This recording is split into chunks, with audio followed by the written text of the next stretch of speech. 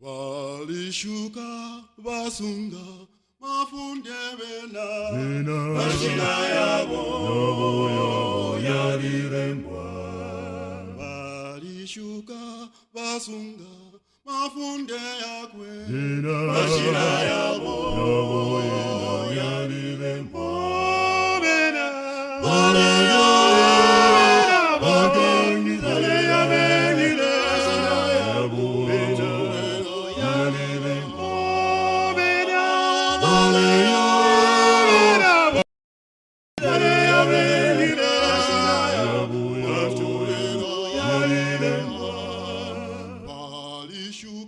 abasunge sabatalya kwe Bashina yabo yarirembwa. Balishuka abasunga amafunde yakwe Bashina yabo yarirembwa.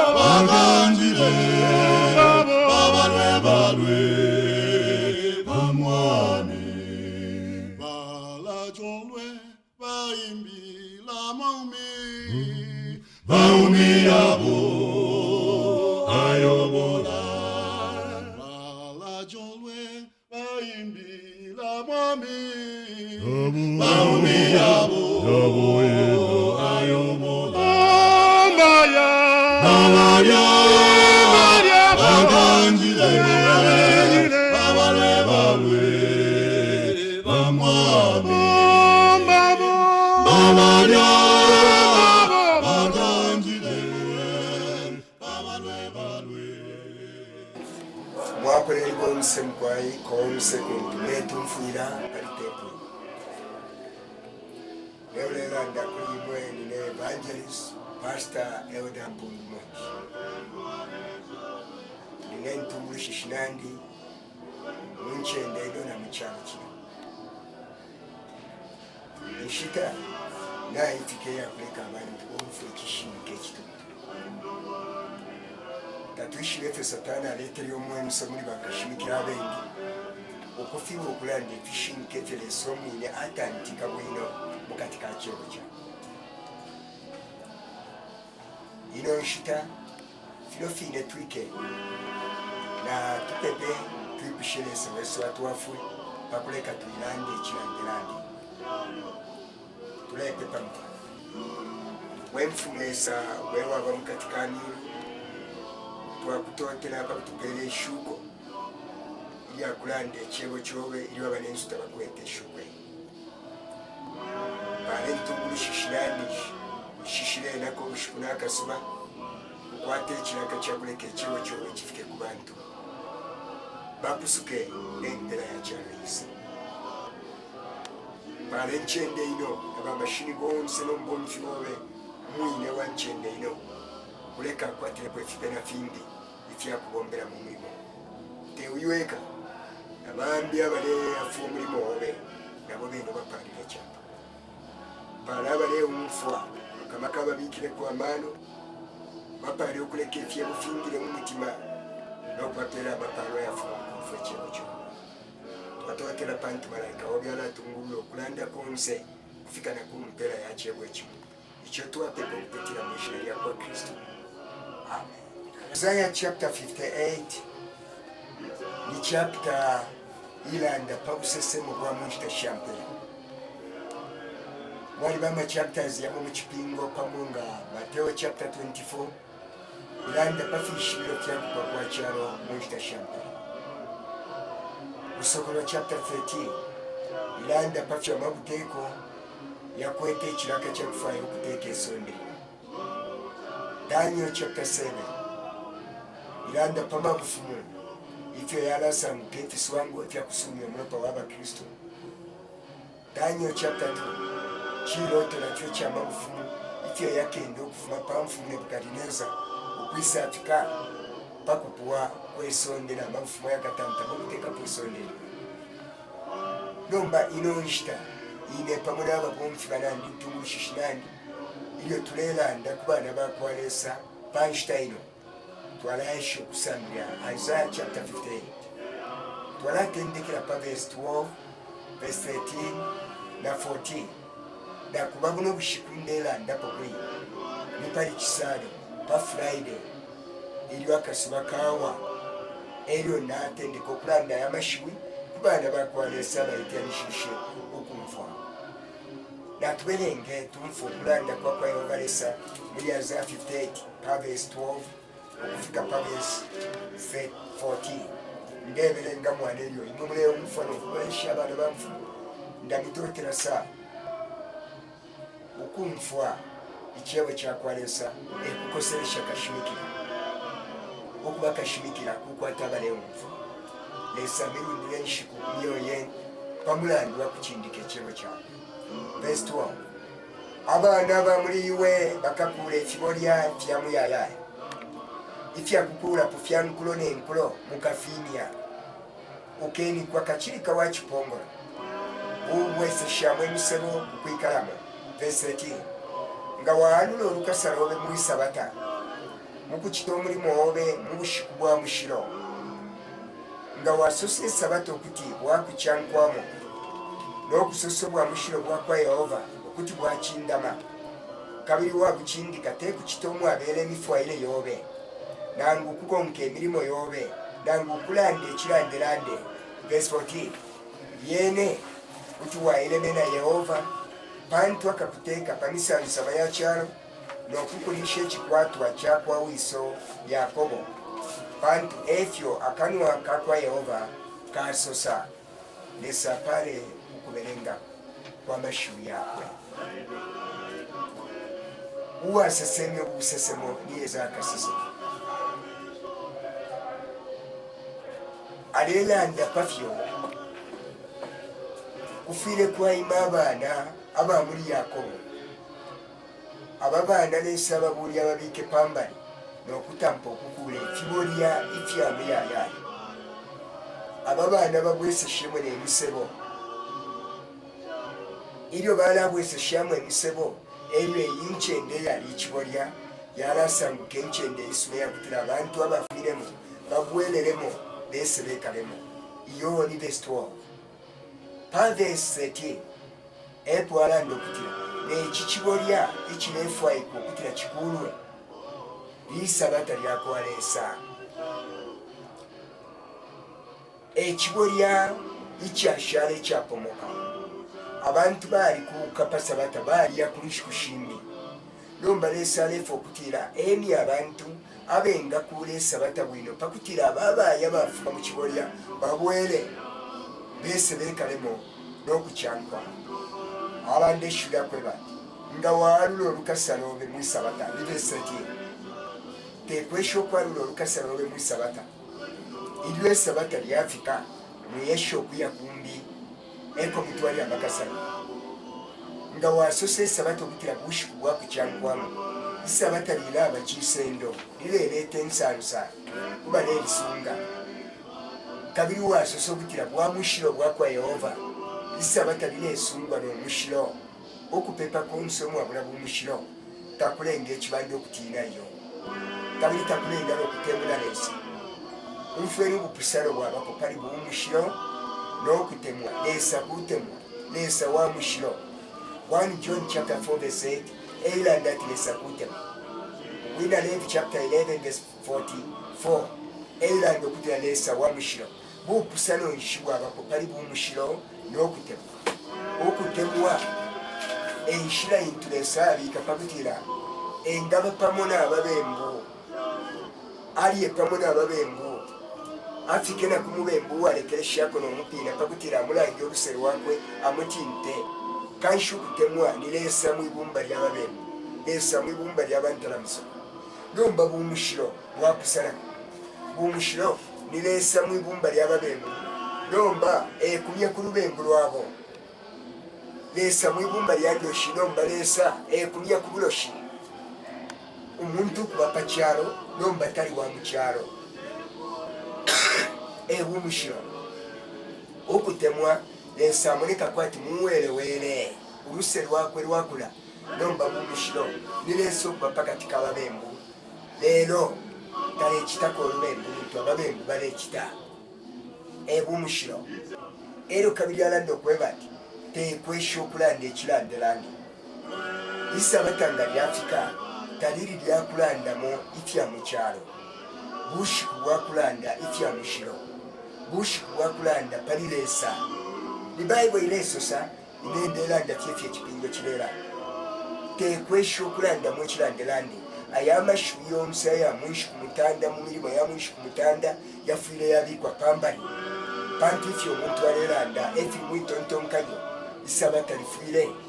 lyayikatama tontonkanyo pantu yatendekera leshu lyakwe bati akwibukisha mukufuma chapter 20 verse 8 akwibukisha obushiku bw'esabata twibukisha mwitontonkanyo kanshi kyantanshi sabata nga lyafika ekyo lifuire okwikata litontonkanyo lya muntu isabata nga tabile ikatama tontonkanyo ninshi twakulape papa sabata kwatira limo ninshi kusha buntu muse shintu abantu abendi babulele eryo lesala ndokwebati nga wakuchindika ufire kwabo mukinshi wakuchindika obushu kuti mwafiwa shani kuchindika esabata eriwe kyakamula kichindika New Year mula muchindika ba Good Friday mula bachindika nama holiday na yambi mula yachindika ayo omuntu abika kofiya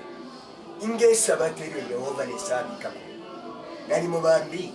kuti mwanje bamuti ni pesa ulefu myapa kulanda tilese mwine wesabata okufuma chapter 20 verse 10 lero obushiku bwalenga kinelu balili sabata lyakwa Yehova lesa obe telesa wa munandiyo wakutira nebo umunandi ese mukuntinya nilesa wandi mule ibwera na mukakwishi baba kutinya mule ishiba bakutinya mwe baletere kintinya mu kirongano lesa wandi telesa wa munandi eko bali bamwe balefu nyengulu munchita shakwa Paulo umfenya mashubalandire umirimo y'abatima chapter 19 wengulu twabwe batifuma mwishina lya kwa Yesu wo Paulo ashiriki eri engulu shabe bati Yesu twali mwishi na Paulo twali mwishi inga iwe ni wenani Bible panshi yaranda tibanda fya imino wali ne tibanda imine no kuboma bafu mwikyo bwamba tetufu myengulu muri lesa wakwa Paulo Bible yaranda ati ubushiku bwalenga kinelu balilisa batalyakwa Yehova lesobe tewamunobe mweba pomfyanandi muri Kristo nomba lesa alanda ati nga mwakule efibolya mukukule esabata bwina eryo alanda nomba ifiramu fitatu ifyo kapera kubantu abalekule esabata bwina firamu bunshi fitatu mu verse 14 number 1 ikira ukailemena Yehova. You take pleasure in the Lord. Ukuilemena Yehova. Ushemu aliilemena pomwemo. Mumi akayaka ineryo napa shiro kuya kufomu wani. Tatanji pa ile chimukono chitunturu. Eri alanda kutira mwili yako bonse aliyetieka. Ninena alile fionsene enondo. Na alile kwenshi kushitatu pantu chako. Kuilemena kwa kuwa titakuri na ngumu oleti na tiuyu. Ewa ala hula aliye pariansu ne paria. Uku ilemena kupu afyeweka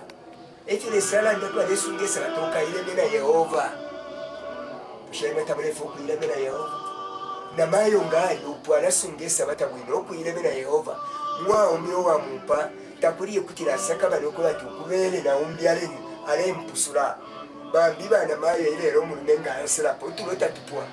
balala fye aba saka bana ya ukubele indibala ndetera malwele nomba kanobe kalitanga kara ro mu metalipo kari ilemena pantu na kesho kutira takuri na ngufimwe firebwera ko bwandi fyoyu te waumbi ekuilemera Yehova mwe ekirambu kyabu ikyabubiri esala ndati nkamiteeka pamisansama yakyalo okumisumbula apa asumbuka pushe kwaliwo omuntu ufaya lyonuse fyokuba panshi omuntu lyonuse alafaya okusumbulwa nombala esala ndokweba ti nkakusumbula te mulandu ni mumushula ikala abantu abali mumushi bakala kumono wayibeera nekintu nga fyashupa mumushi mwakulawo mutobala tiketeniko bakiyiterese batuwafu kwemirayi omulandu nikyo lesera kusumbula nokuguteeka pamisansama yakyalo iki kirambu kikafuma fye ilyabo abalekula ekibolya kuli abo abalekula esabata ilyakwalesa ikyabutatu ikirambu lesala ndati nkakulisha ekiryo kyakwawuliso Yakobo mu Bible mwabe ekikobo ekitatu mwali ba Abraham lesewa kwa Abraham lesewa kwa Isaac lesewa kwa Yakobo nomba pali ififikolwe kitatu ikikolwe ky'abantu abamuntashampera mwebona ine ni Yakobo ekikolwe kyezo nga mwaberenga omwewo wakwa Yakobo efyo ayendere mulesange ekyakitike kuli Yakobo efire ekitika kuli imwe naine fwe bali muntashampera pushete Yakobo wisha pampante amu pampante beri amaboko yakwa Yakobo lero eshiwi amere amaboko yakwa Esau lero eshiwi lyenda ni Yakobo ebu Kristo bulire kulanda omuntu aleranda ngo Kristo ibere ni Esau Yakobo ekikolwe ky'abantu abali muntashampera irero nomba lesala yokwebati abo abakasunga esabata bwino nokukula ekiboli okusunga esabata bwino kukula ekiboli ekyatoboloka esa society nkamilisha ekiro kyakwa Yakobo tekyakwa Abraham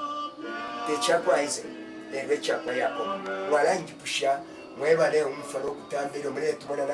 n'aba bomfi banandi ntungushisha kirombalino ilyo shirinte okumva efinderani mwamwe balwamba n'omwenso nga natira okushirikira efinderani panti nga nalolesha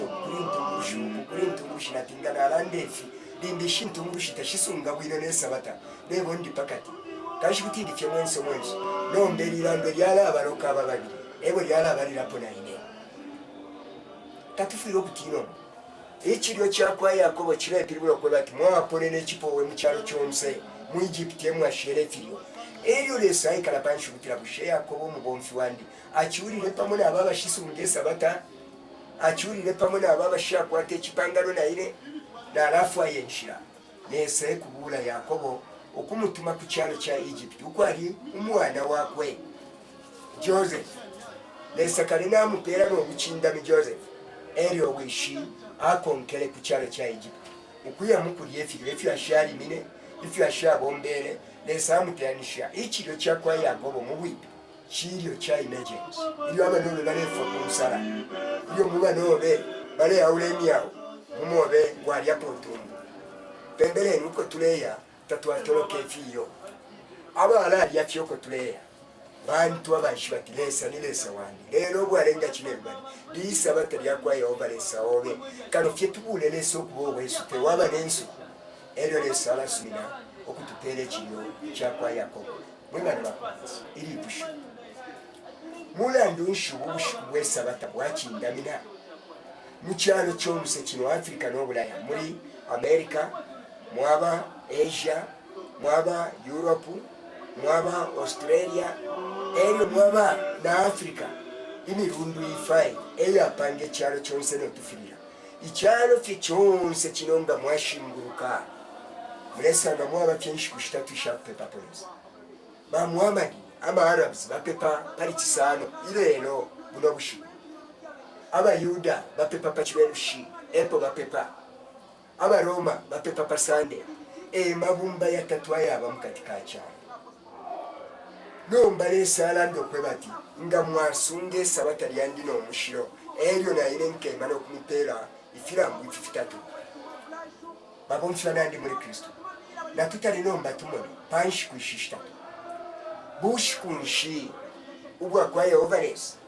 nga twaberenga Matthew chapter 12 verse 8 umfwe n'umukaramba kuno intungurushi iberenga ayamashu chapter 12 verse 8 epari ayamashu tulefu atuberenge tumfwe Yehova lesa asosa munshita shino shakulekesha 12 verse 8 palela ndokutila pantu umwana wa muntu eshikulu w'esabata. Omwana wa muntu temwana wa namaani Yesu Kristo mwana wa muntu eshikulu mwine w'esabata aleetiribulo okwebati pali Friday isabata na Sunday nebo obushiku bwandi pali shishiku isabata nine eshikulu w'esabata kanshe kwebati Friday na Sunday nafefika fwaya wishikulu wafireta enkama ipwapo kabiri tatu apitena mumbaliyo eryo mwebo ba pastor ba mu 7th day musangwiki abawelewele ino nshita icho musangukiri abawelewele muri no mwenso wakushimikira erirani kanshi kimiro wele kinshi bantu kunu makuntu twafuma iliye landu eri alenga abantu kwisa mu kironganiro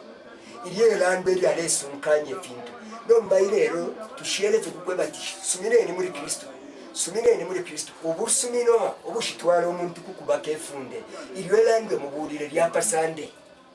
ilange lyandalame ilandu erituntulu kushimikira abantu kusumira muri Yesu Kristo n'okutaruka kulubembu kutoba efunde ekyo Bible yala ile lukuti mwasanga omuntu era ndi mwilashimikira efyo ifya amasabata ngatamushimikire erilandwe takwakabyo mukinshikulire so wakututeeka pamisa nsama ekyo ekirongano irero kisangwike umukira pamulwapo kyale monekera nakipona kumulandi wakutira abana bakwa Yakobo abone Sara ndati limo mukakule efibolya bafirirwe kukula efibolya intungulu shisha mu kirongano kya 7th day kirongano kisunga esabata irero tetubo mfano kushingira po pesa bata akaletu alekwata omwaka mweshita ulapwa eodanga eminina afurira ibukisha abantu kukusunga esabata eshina lesa tutera ilishina tatwaka kwate ensoni ili akulilanda fino ndelanda kulimwe abengita muteme na mufurwa nimwe mwalenga nokuleka abengi abahishibe kikishinka bekano kutira bakusuke na lesa tareleta abantu mu kirongano kumulandi wa mibere yabali mukati isabata mwefu kusafinani bushi kubwa kwa Yehova bushi kubwa kwa shukuru bambi mwalaji bushamuti bushena Yesu Kristo alete papa sabata Luka chapter 4 verse 16 nga Yesu Kristo ngashire pachana ale bushenao ale sunge sabata Luka chapter 4 verse 16 berenga weturushi ndani bantu irenga nabere kampele na yodo mukala mbona wale Luka 4 mwebo ba yoda wala belenga Luka chapter 13 verse 10 aba Luka 4 verse 16 na tuberenge tumfu verse 16 Luka 4 palera ndokutila kabili aile ku Nazareti uko alelelwe ayingile na mwisinagoga pabushiku bw'esabata umwabelele umwata wakwe umwata mu kibemba Yesu urutambi kifyarirwa Yesu Kristo pasabata umwabelele umwata wakwe ku Nazareti kwalelelo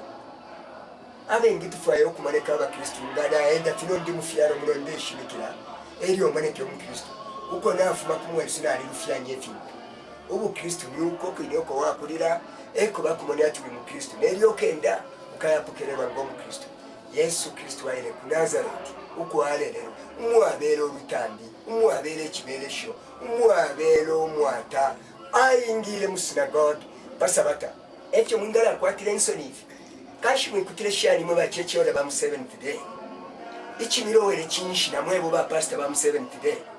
lesa nanji nya munkulo ino okushimikira elilando temulandi nga kusumya omulopa pantu abengi ni muna muri n'ekipyu nga twalande ekishinka mwakalipa teka nyaleso omwine wa kishinka tewe wabikire mwe kishinka mu kipingo kyakwa Yehova lesa ni wenda ni naine winda kano kulande Yehova alanda mweba bonfu alandi mweba leonfu ndefo kutira sumbere kweshu takira mwisho kutira kikintu kiri serious tekwanga chibolya abantu bali bafumya mu isabata nokubatwala pasande isabata lya sharati na abantu abanono lya sharati ekibolya nomba lesa lefa ya wani ekikibolya bali abantu abafuma babwene mwalishwa abantu pakubwerera mu kibolya kalo mwakikulo okusoma okukira pafe kyali akale mulimo wabana bakwa Yakobo bafire babombe ekitaino imbira yonso kwa bulokulanga abantu isabata taipu ile yo Yesu Kristo muntu sushi ifilongano fyonse fyalishwa Yesu Kristo mupusushi usheriyo Yesu apususha Maria Magdalena amweberesha kabiye wikabembuka na kabiri urubembu kutobefunde kabiye wikatobefunde na kabiri ekupusuke fyo kwa Yesu Kristo ayingire mu sinagogue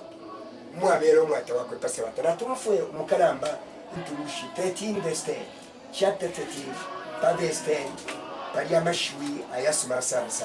tatuli no mwensi wakushikira yinde mwebo mwebenge nga mwandole shapa mulandi wakutira ni ngonda abenge mumona kwatiralimo kwangala nombata mwaishibe chirelanda kutira nsose iranda irite elandwe ningalanda ngachakutira ndifyo omuntu yawe kano fye kwaba kimwe kirebo mpyomuntu mwebale umfa bonse umfa enkuma isabata bushi kwa kwalesa Luke 13 verse 10 atishani mwa alela ndokutira ati awe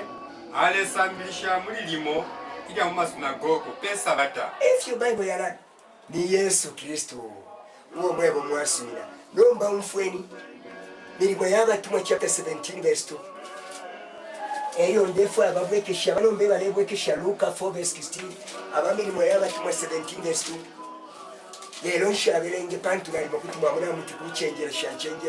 bakula abelenga aba pembelenga belenge 4 verse 16 abakalamba iliaine twachibelenga nomba mumfu amashuri tupala Luka 4 verse 16 kabili aile ku Nazareti uko alelelwe endita ayingera mu sinagogo pabushiku bwesabata mwabelele umwata wakwe datota okwiminina kubelenga mwabelele umwata wakwe nokwiminina kukubelenga belenge 17 verse 2 milimo y'abatumwa chapter 17 verse 2 palera ndokutila awe Paulo umwabele omwata wakwe ayingile umobali na pamasabata ya tatu alepelu lushanya nabo ifya mumalembo fyafurata mwana bakwalesa ushefi ninendelanda Paulo apiriwike panu mana papiteni ya kafeti hapo Yesu ailile kumuru elyo yale ya ku Damascus mukwipa ya bakristo ubuto bwa mutumikisha mumilimo y'abatumwa chapter 9 wa mututa na pansha sanke mpofu Yesu ali yakumuru nomba bible yalanda ati awe Paulo umwabelo omwata wakwe awe Yesu umwabelo omwata wakwe mulandi nshumwata wakwa Yesu emwata wakwa Paulo bible yalanda ati umusambi takira kasambirisha wakwe Paulo tetyabi umusambi wakwa Yesu ali yapasa bata Paulo ali yapa Friday kyapusana okuba umusambi kwenda kintu Yesu Kristo ayende apo Yesu anyanta nabasambi po banyanta kanshecho umwata wakwa Yesu ewali mwata wakwa Paulo nga mwebula ile fweba le itokutira tuba Kristo mwata wakwa nani wakwa Sunday oko yafumile yali kwa toko yafu Friday oko yafumile yali kwa toko yafu nombe sabata ichiberushi baranda bati shikuru umwine wesabata ni Yesu Kristo shikuru wesabata natubelenge milimo y'abatumwa tumfu ngabasambi bakwa Yesu Kristo pacharo bushikuru shibalete papo chapter 18 verse 4 milimo y'abatumwa eti y'abatumwa babombe natubelenge mukalamba chechewa awe mwisabata awe mwisinagogo esabata yonse alapelula nokunasha abayuda na benaela Nipolo isabata lyonse alapelula nokunasha abayuda chapter 16 verse 13 16 verse 13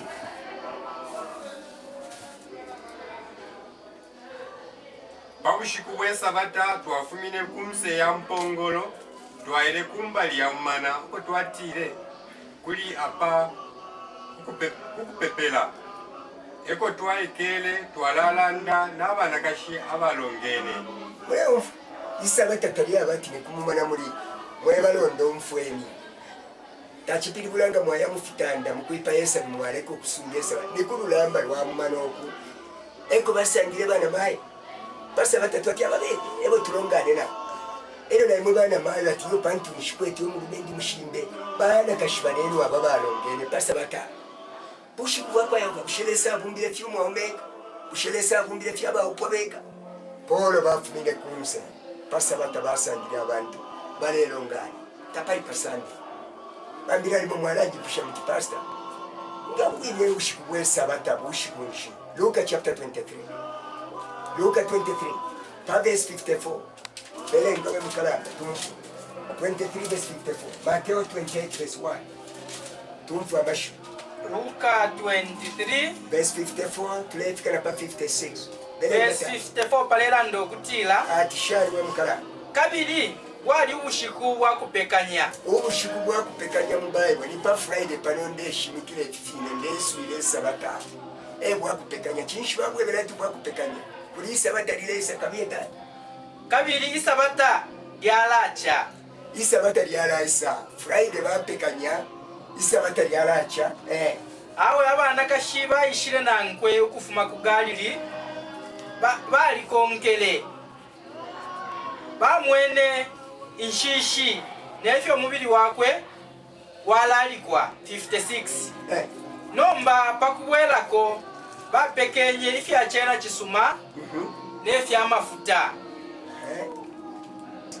Pesa batapena batushishe umwabele funde. Nina abenda landefye. Pa Friday batyanya. Pasa batabatushishe umwabele funde. Bale bakwalisa. Timwe fintu kuti wafu balomba kundanji. Kesa ne filambo kwa tikanshi fila fishintara mvile fintu. Okutusha pasa bata efunde. Okutusha panshi kushashara tapaba efunde. Ero na Satana tetiati ni hapa shirifu. Mwibala lya Eden nga mwabele ngo kutendeka chapter 2 verse 9. Mwali fimu timitundu 4. Fimu tifya kutamba kofia. Nge fitutamba maluma. Fimu tifya kudyako. Nge fitulia ba mango. Chimu tichamweo. Ero ne chimu tichakwishwa busumanobu. Fimu timitundu 4. Bapenda mwibala lya Eden. Nomba Satana ile ikala ku chimu tichakwishwa busumanobu bipantushani. Pali ifunde okola tinga wali yako ukafwa. Satana taleta batungu hapa shirifunde. Basa batabatushishe. Umwabele funde. Ushemrefu kukonke funde ya kualesa ulubembu kutebe funde. 1 John 2 verse 3 na verse 4. Ulubembu libumpula mafunde. Uwa chito ulubembu. Apula mwifunde. Kanshe kweba tipasa batero batushe umwabele funde. Baingira mwifunde ya kualesa. Nomba chapter 24. Luka. Chapter 24, verse 1, ile tuarasa belengo kutrefu atuishile ngo ubwine bushikwesa batabushikunshi. 24 verse 1, aletira shenta. 24 verse 1 palera ndokutila lelo pa bushiku bwa ntanshu bwa mulungu kumachacha baile kunshishi na basende fya chena chisuma ifyo bapekenye. Verse 2 fyafulata mama neishi kushitatwa pa Friday Yesu Kristo afwa twitati Good Friday. Bachibelushi pasa bata batu shomu abelefu. Nomba pabushiku bwanta nshubwa mulungu ebitwita tupa mulungu pasondo. Baile kumanda basanga Yesu Kristo natutu. Mukabuleka Bible muguleka Bible akaka nono. Good news akati sunguchi. Kena pabushiku bwa Friday kalanda fya it was Friday. Sabbath day eyo kalanda Sabbath day. Eyo Sunday katila fye. Very early on Sunday morning. Ishinshi kushitatu ile esho abantu balete papa mkatika chama chose kulilesa kwa bafya mabumba ya tatu bantu abapepa pali chisano abapepa pasalata pachiwelushi na abapepa pasande nomba Yesu alanda ati pali ishinshi kushitatu nguli pakati nineshikuru wesabata ninemwine wesabata mwine wasande ite anishe chwaletere sana nobewe waletere Friday ite anishe ale iso munenu waletere obushikwa ali mupe uyite anye mwise mukubanira na iwe ngoka kwata amaka aya kumusunka kwenda les isabata elia kwa Yovanesa tapali obushiku bumbi pali shishu mwako alesa bulipo fye bumo isabata ichiberushi ebushiku kwa Yovanesa ili busho mwefu kusabula okuteni shishe sabata chipirula sha Miya mubelenge okufuma chapter 16. Yon sefi, Exodus chapter 16. Emo mlesa ngo kutianisha. Na apokelele pastor umwashire ku camp meeting. Uwale tukana kutukaula abantu. Insele pamulandi wa kutianisha sabata. Esala ndaticho mlefumbika fumbike. Iliwe sabata liletika pa Friday mfule mwatianisha matonton kanye. Yabwelela kulilesa okufuma mu milimo ya mwishu. ififuaro mufire mu attention imibiri mufire mu attention ifiri mufire mu attention abantu abale ekitefi ebalungike nga mwamfu omuntu wesebere yo mwirate yaja mwimunfu ako kwikutaye kwityo ifituntulu nifitulera esata chinja esewo alipo eulipo eukabapo muyaya alo obukristu kula muleka komwerewere agendi mulefu okuleta okuchenjeresha mu bukristu ngolela ndole mukoka obukristu bukuba buwerewere bantu ifya bano bebale ekita webu mwakusana bakula kumono obutuba ifya bano bebale erya webu tawulerya wapuba mu menso yabo akutera okeni kyero fine nefisapati bati munyantire mu makipa muletera okefyo fine nefimyefu bembera alese omunono wakutera emyefu iwe muntu pano ndini pantungulushishino nebo ndi mukalamba ingeni ndatendeko kutina abandi ebeko obufi mwebo ba pastor mweba lefu makumasambiro nebo ndi mukulu n'obusumiro kale nabukwete iwe pantu wafuma kumasambiro iwe ningala atine lyorebe pa abantu obufi tafya kabombe efyo yo kino ekirongano kirakwalesa tatwakafune mu kirongano kino tukarwishanya muno mwini mpaka fyelesa kaleeta okusampya ekirongano kyabwe isaba teryakwa yehova terya muntu napano naye mwebonusya abaana banfumu mwebale omufa mwebale empepa mu firongano fimbi tamulufyenyeyo muri bwino ekyo erirandwe lyashira pakutira palifiye fishinka ifyasharapo mulundepo nekikishinka tatwalingala okulaseka nayo busho omuntu ngaatendeka mu grade 1 muleba ati takafike mu grade 7 takafike ku university watoloweke tuwebu wafika ku university ifyo kiri omuntu ngaayingira mu kirongano ikirongano kyonse kyayingiramu ali bwino atampa mu grade 1 amayanya situlinabwa nintumulishira kirongano abo mufiri okupera omukinshiro okubakindika nomba nshifiri okukwata omwensi wakulanda ekishinga eyo kyansoni sana inendi mukulu okufyalwa n'emyaka iri tunakuba mu kwishira ebyirando ninentendeka okulatira era ino mweba pasita mweba omufweni kuno abendi mwali kitaritaya bambi mwaliko kama pension naye mwebala emikula ula tukuli tupasita otunono nga kaisa muli kyemweniso ifishinka tetimulande pamulandi wakutina tibemfunye nkito ushowe bulesa kutatu okukulisha omulimu obukulu wabomba okutoka na pension leseeriwe nga kulekeresha utupine fyo twaicho twafyalibwa mu matorolo tube emikulanya n'okumisesha pafishinka efituntulo kwata eno mwezi ukoleya webo ni kukufua shawa alungike efinto esa chindabe okukira omuntu natubelenge okutendeka chapter 2 pavesi 1 okufika pavesi 3 twala muli mpendwa 7 ifyo yalumbulwa mukatika kipingo ubu bushiku bwalenga 7 bwalenga kinebali esabata lyakwayo obalesa obe okufuma 20 verse 10 nomba umfweni bushiku bwatendekeshani belengeriwe mukalamba efyo vyakwishishiwe umulu na panwesonde n'omulalo onse uwafiko mubushiku bwakine lubali emolesa apwishishe imilimo yakwe iyo achitile mubushiku bwakine lubali mule umfa 7 iyo barumbula kabiye kabiri mubushiku bwakine lubali emo atushishe kumilimo yakwe yonse iyo achitile kabiri mubushiku bwakine lubali lesa atusha kine lubali imo kupwisha chinelo bali mukutusha barumbula na imbi chinelo bali icho lesa apalile ubushiku bwa chinelo bali nokubushisha pantu muli ubo emo atushishe kumilimo yakwe yonse iyo lesa alengele kukuyichita ba chinelo bali batatu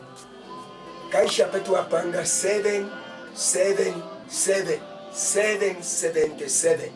kukutendeka ekuwafumini obusha nomba mfweni nkama chapter 13 kusokorolo umutu wabelenga ni mwibuku lyakubalira bwe lyakutendeka nomba mfweni mwibuku lyakulekereshako namwe muli mpendwa imbi chapter 13 verse 18 elengeniwe mukala pano epali amano uli n'omutima wakwishiba alinga empendwa ya kiswango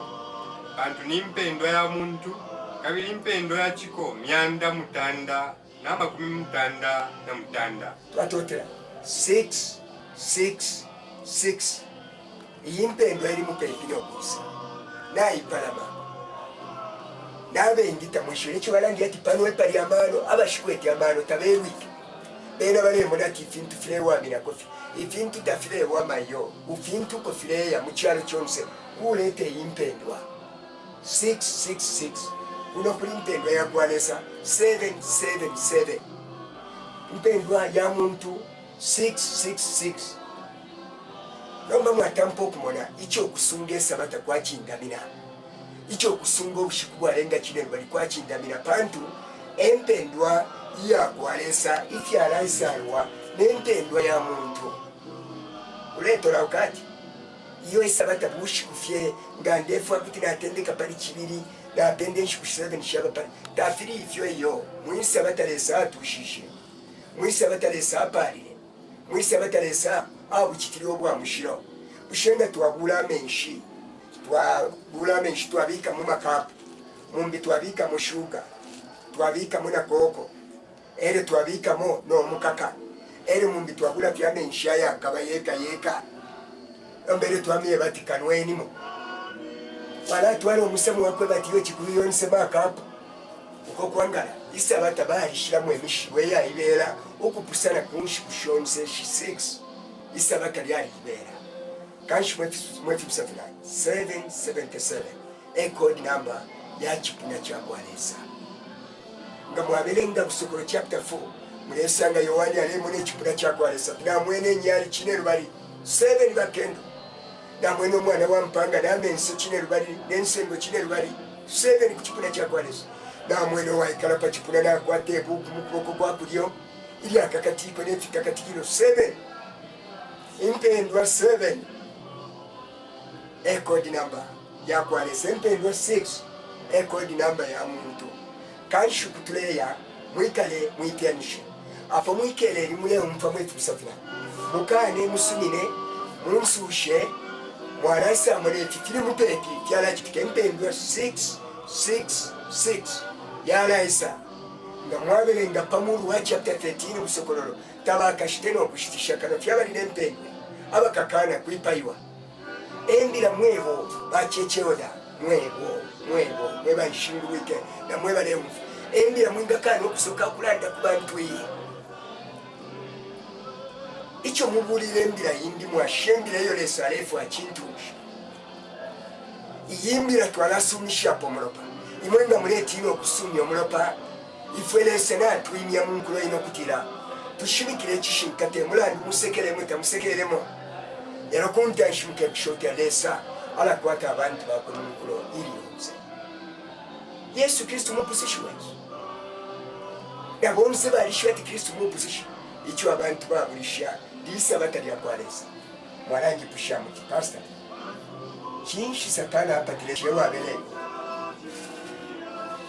20 verse 8 prayer pantage belenga onkala akwibukisha obushiku bw'esabata kubushisha nga balanda ati akwibukisha balepirula tuwilaba mwebendi mweba pepa Friday mweba pepa Sunday mwalilaba eto satana ayimbaka lafya akwibukisha wilaba kabiyetta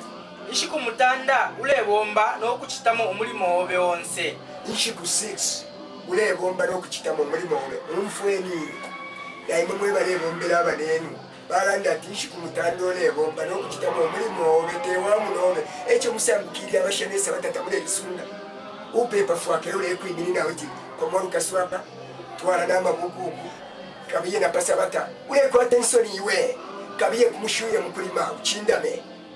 fwayo omulimo obe ishiku mutanda olebomba n'okukitamu omulimo obe tewamunobe inena alindi pasta nomberio namona utumendo gakalenjeba namako kulatetika tine nokutina okutira babakalamba pantu kalife pamula amasambiriro ekalenkitako mani ati nilete ekitipu pabaiki kamfume nje njibombere nemwine pakutira mbe free okulanda etyeobalesa anjeba nimwe nashirire mwe baki omufwe nalimishiro okutira mubombi omulimo tetinebo mule nkitako mandi ndefo okukiteteresa alanda eryo iwe wayimana amakauti kyo iyo tatyakabombe kuli inshiku mutando lebo mbale okukitamu omulimo olwose lengenta lero obushiku bwalenga kine lubali isabata yakwa Yehova lesa obe disabata lyakwa Yehova lesa obe omufweni nomba kinshi satana apatira obushiku bwesabata inshiku 6 shila iminina inshita 6 days nga twatamsha na 24 hours ipanga obushikumo 6 times 24 twakwata 144 hours kansha aparesalela ndati 144 hours ulebomba n'okukitamu omulimo obe onse lero umpere kofi 24 hours imobwalenga kinero bali 24 hours naine umpere tushetefi bapo umufyashua ualuse twalina yamba twalepa yesa nombe mfula yalo twasendera amabanshi fai ero nomba ndetutuma yama kumpera amabanshi ya 3 nalia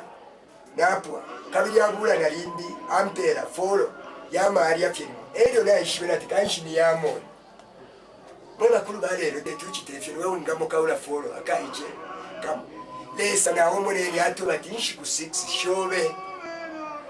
nomba kamufyeko umpera mwana bakwaresa kanshi musaru lanshi twama ishi 6 bakupera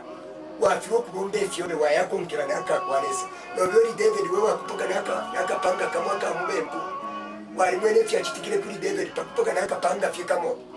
nobwo alenga 7 nabo washetera kumo wiyarulo lukasalowe mwisabata pantu tulekule fyolia pashi mwetu kusatira umfwe mwifundire sabata emwabera menshita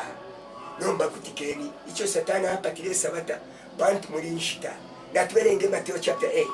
pa verse 28 tufike pa verse 30 berenge ni mwentu mushishinani pali abana bamfumbambe peshabati ayama bayi walunda mofi berenge ni bamwisho ili abana bamfumba lero shamwali shuka mwebale umfetiye tulela ndakuri imwe tatulela ndira pamula ndo kutaturonka nakubana imwe mumonefi busheche bwekirango kulonka kuti kirefu mefi abalango kulonka tabaru bikayo kuti muleba mulanga baleshana bashima peponga baletorauka ifinde mye bafika libambino kukalipa fyatendeko kukali ifyo wachi mfo bukali kuti wampele fyumbu fyobe kuti wantamfya na mungande kweba ti chewo cheka chirela ndo kwati tachirelo mbenda na makulimwe mweyo chirelo mba epera tetinge mwe fyumbu mumo wabenga wakaliperilande pali ufinga libashima pepo abandela ndako bashima pepo bonsi abantu abantu na baba shire sausage chebo bena mbachabipa na mmayande abuteti bamposhira omute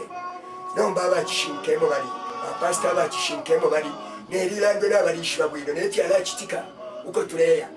era mwana munanga bamfuite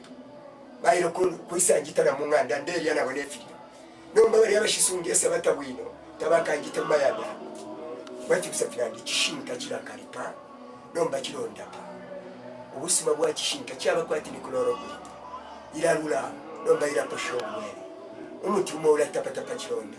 nomba uraposho